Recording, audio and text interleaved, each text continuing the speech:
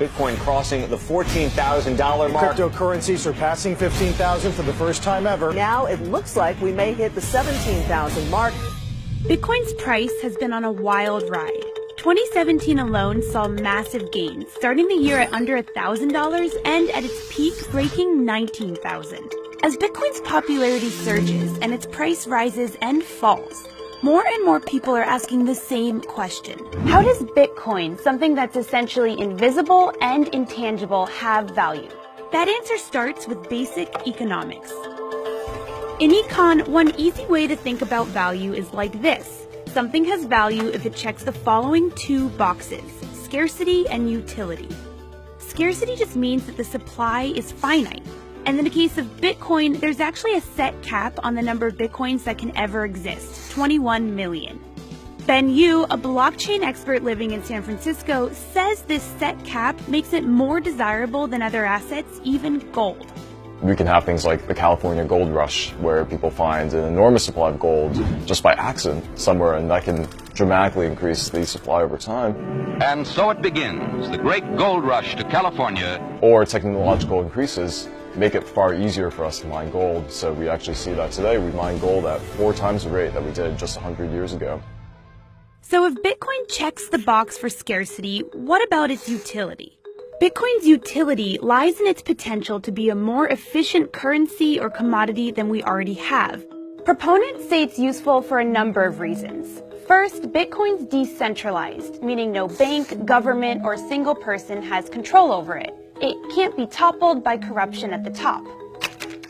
Another use of Bitcoin is that it's trivially divisible, meaning you can buy a donut with it as easily as you can buy a house or even a mansion.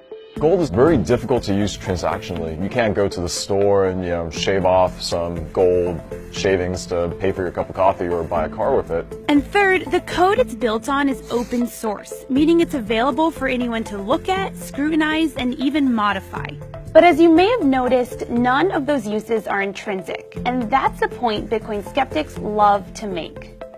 It has no intrinsic value. The idea that it has some huge intrinsic value is just a joke. It is not a rational currency in that sense. But here's the thing. Other assets and currencies that we trust, like gold and paper money, don't have that much intrinsic value either. Take dollar bills.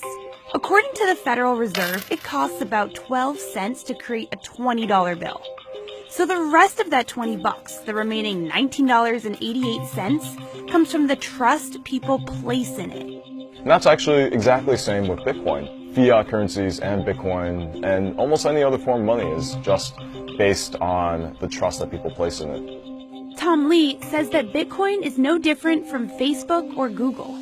If you ask a baby boomer, can you justify the value of anything that's a digital business, they probably don't accept that Facebook, Google, Netflix, Amazon, Apple, these are the largest companies in the S&P 500, and they're primarily digital businesses built almost purely on digital trust. So if we agree Bitcoin has some value, at least for some people, then how much could a single Bitcoin actually be worth? We see people on TV making predictions all the time. I wouldn't be surprised to see a 6-figure headline.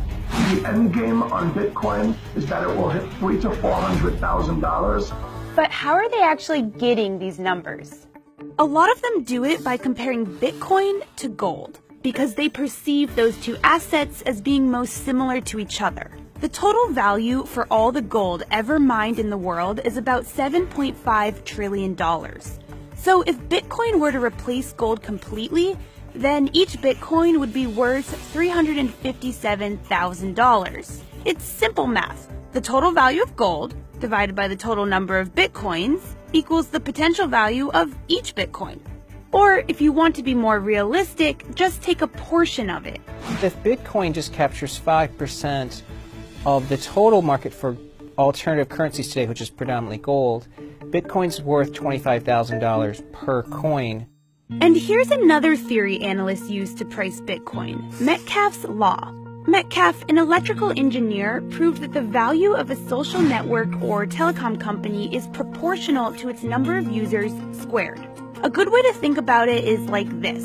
A single telephone is useless, but the value of telephones increases exponentially as others get phones. Metcalfe's law holds for Facebook using 10 years of data, and Tom Lee says it holds for Bitcoin. Since 2013, 94% of the value of Bitcoin's been explained by just those two variables. Ultimately, Bitcoin's price will depend on the demand for it. If people believe in it and continue to buy it more than they sell it, then the price will rise.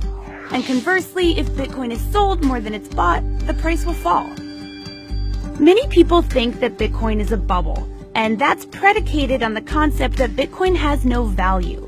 But there's reason to believe that that isn't true. By definition, Bitcoin is scarce. And the crypto may have utility as a superior way to store and exchange wealth.